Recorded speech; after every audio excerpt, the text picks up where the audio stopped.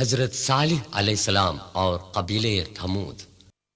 تقریباً 5000 سال قبل ہجر میں قبیلہ ثمود رہتی تھی۔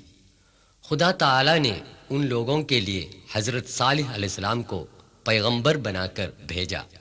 آج بھی سعودی عرب کے مدائن صالح میں چٹانوں کے اندر بنائے گئے غاروں کے گھر برقرار ہیں۔ شہر مدینہ سے 405 کلومیٹر شمال میں مدائن صالح واقع ہے۔ حضرت صالح علیہ السلام نے اپنی قوم سے کہا، سورہ 11 ہود آیا 61 میں اللہ فرماتا ہے، وَإِلَى ثَمُودَ أَخَاهُمْ صَالِحًا قَالَ يَا قَوْمِ اعْبُدُوا اللَّهَ مَا لَكُمْ مِنْ إِلَٰهٍ غَيْرُهُ هُوَ أَنشَأَكُم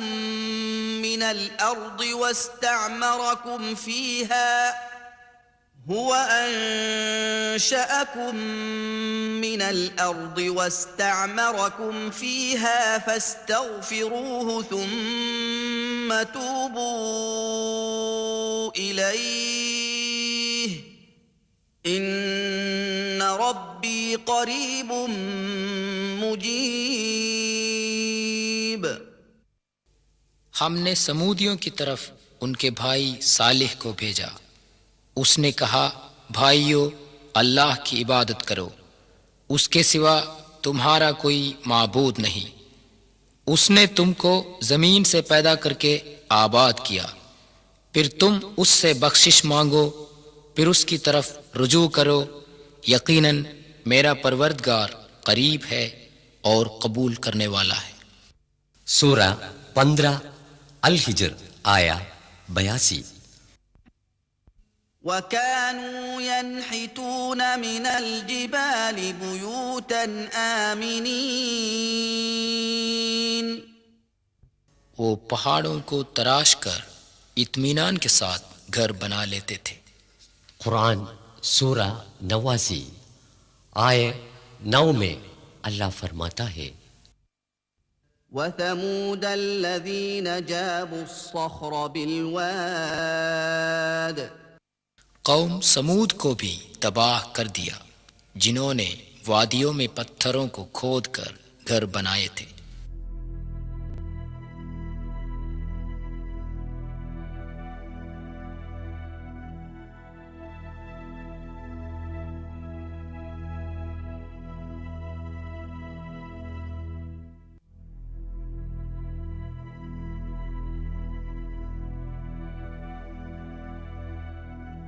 یہ ہے قوم سمود کا ایک عوامی کنواں۔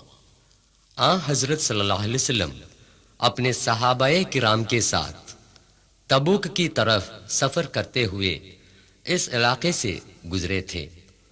حضور صلی اللہ علیہ وسلم نے ان کو یاد دلایا تھا، یہ وہ جگہ ہے جہاں پر عذاب الہی نازل ہوا تھا۔ ایک ہال جو عام تقریبات کے لیے استعمال کرتا تھا۔ العلا میوزیم میں قبیلہ ثمود کے برتن۔ اس ملک میں گنڈوں کے 9 گروہ تھے۔ بت پرستی، لوٹ کھسوٹ، ظلم و فساد ہو گئیں۔ خدا عز و جل نے ایک عجیب و غریب اونٹنی کو پیدا کر کے ان کی طرف بھیجا اور ان کو حکم دیا کہ اس اونٹنی کو نہ ستایا جائے۔ یہ وہ جگہ ہے جہاں خدا کی اونٹنی پانی پیا کرتی تھی۔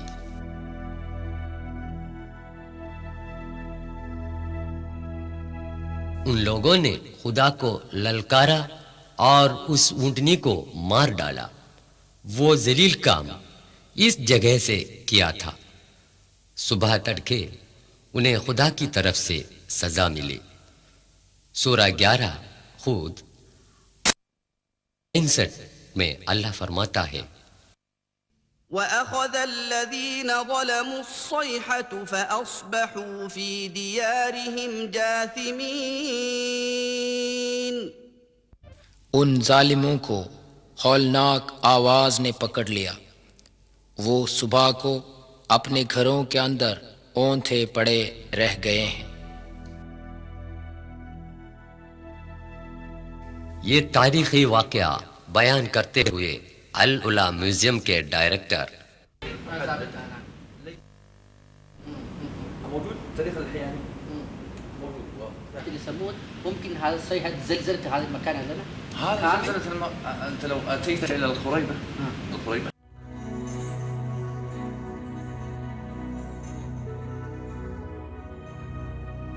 عیش و عشرت میں ڈوبے ہوئے انسانوں خبردار رہے، آپ کے محل سراؤں کو آپ کے سر پر گرانا خدا کے لیے کوئی مشکل کی بات نہیں۔ جنوبی سینا میں صالح علیہ السلام کی قبر کا منظر، ابراہیم علیہ السلام۔ شہر الناصریہ عراق میں بغداد سے 400 کلومیٹر فاصلے پر دریائے فرات کے کنارے واقع ہے۔ حضرت ابراہیم علیہ السلام کا وطن بابل کا اور ہے جو یہاں سے 15 کلومیٹر دوری پر ہے۔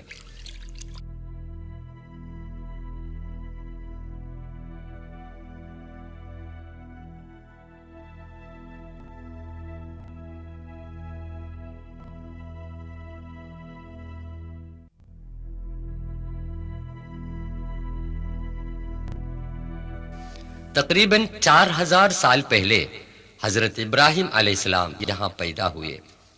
خلیل اللہ ابراہیم علیہ السلام کے ایمان کی پختگی اور ایثار و قربانی کا ذکر کئی مرتبہ آیا ہے۔ یہ حضرت ابراہیم علیہ السلام کا مکان ہے۔ قرآن شریف میں 69 موقعوں پر ان کا نام آیا ہے۔ حضرت ابراہیم علیہ السلام کی قوم چاند کی دیوتا کو اور کا رکھوالا سمجھتی تھی۔ بادشاہ نمرود نے اس کی پوجا کے لیے مندر تعمیر کیا۔ بعد میں یہ مندر نئے سرے سے تعمیر کیا گیا۔ ساتھ جو ہے عراقی سپاہی اور اور کا رہنما ہے۔ ابراہیم علیہ السلام نے اپنے والد بادشاہ نمرود اور اپنی قوم کو بت پرستی کی بے عقلی سے آگاہ کیا، جو قریب 5000 دیوی دیوتاؤں کی پوجا کرتے تھے۔ انہوں نے اعلان کیا کہ اپنے ہاتھوں سے بنائے ہوئے اندھے اور بہرے بتوں کی پوجا کرنا سرکشی اور بیوقوفی کے سوا اور کچھ نہیں۔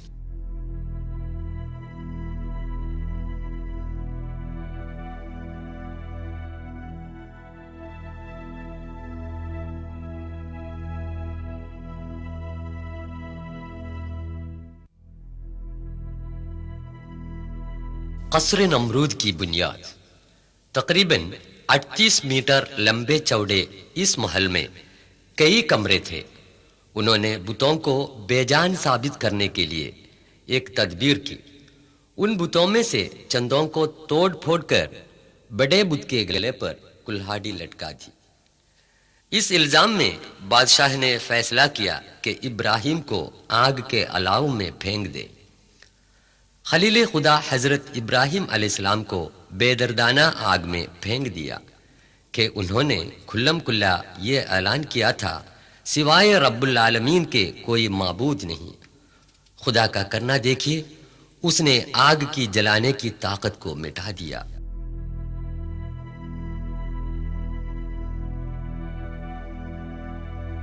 سورہ 21 انبیاء آیت 69 میں خدا فرماتا ہے، قلنا يا نار كوني بردا وسلاما على إبراهيم وأرادوا به كيدا فجعلناهم الأخسرين۔ ہم نے حکم دیا اے آگ تو ابراہیم پر ٹھنڈک اور آرام ہو جا۔ وہ اس کا برا چاہنے لگے، پھر انہی کو ہم نے نقصان میں ڈالا۔ گھر بار چھوڑ کر سخت منزلیں طے کرتے ہوئے حضرت ابراہیم علیہ السلام 1200 سے زائد کلومیٹر دور فلسطین پہنچے۔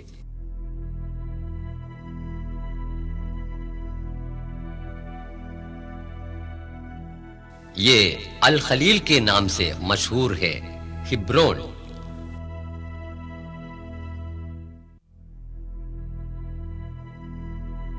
آپ کی قبر اس الخلیل مسجد کے قریب ہے۔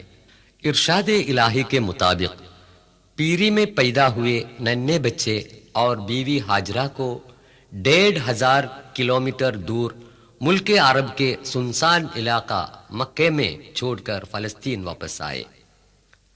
مکے کی خوش وادی میں پانی کی تلاش میں صفا مروہ کے درمیان بیوی ہاجرہ بھاگی پھری۔ اس واقعے سے عبرت حاصل ہونے کے لیے حج اور عمرے کی سعی میں اسی جگہ لوگ تیزی سے چلتے ہیں۔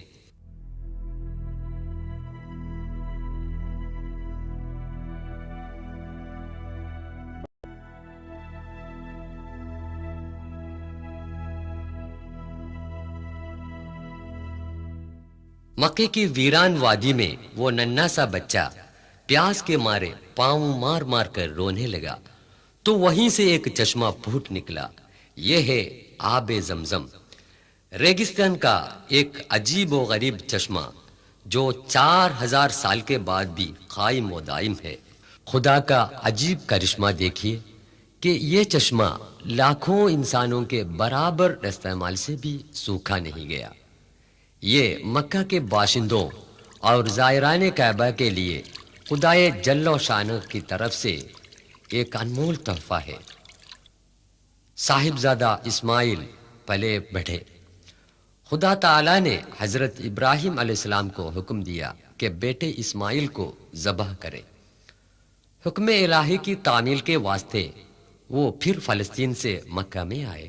باپ بیٹے کو لے کر مینا پہنچا تو ملعون شیطان نے اس مہم سے باز لانے کی کوشش کی۔ اسی جگہ پر ابراہیم علیہ السلام نے شیطان کی طرف پتھر پھینکا تھا۔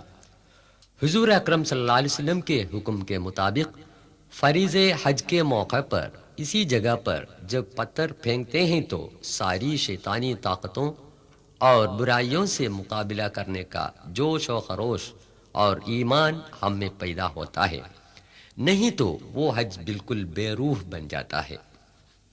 اللہ اکبر کے نعرے کے ساتھ پتھر پھینکے جاتے ہیں۔ پتھروں کا ستونوں پر لگنے کی ضرورت نہیں، اس محیطے میں گرنا ہی کافی ہے۔ پتھر پھینکنے سے حاجی لوگ یہ قسم کھاتے ہیں کہ خدا کی مرضی سے بڑھ کر اور کچھ نہیں۔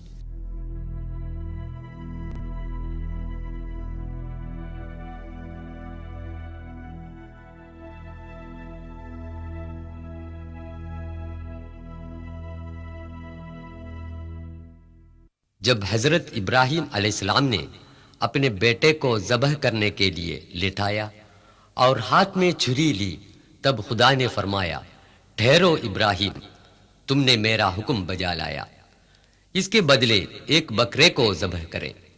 خدا کی راہ میں سب کچھ قربان کرنے کی آمادگی ہی اس کا مقصد ہے۔ جب بیٹا بڑا ہو گیا تو خدا کا حکم ہوا کہ دونوں مل کر پرانی بنیاد پر خانہ کعبہ کی تعمیر کریں۔ مسلمانان عالم کے اس روحانی مرکز کعبہ شریف کا طواف کرنا حج اور عمرہ میں فرض ہے۔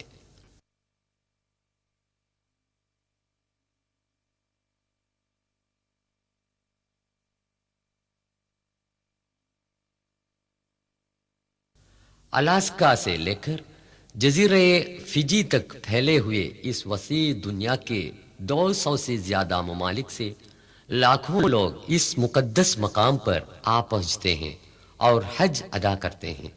دیس بھیس، رنگ و زبان، حسب و نسب، کسی امتیازات کے بنا مسجد الحرام میں دوش بدوش ہو کر نماز پڑھنے والے حاجی لوگوں کو ہم دیکھ رہے ہیں۔